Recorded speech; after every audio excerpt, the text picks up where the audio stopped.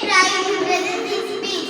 This day is the most important day for all of us because on this date in 1947 we got independence from the British rule.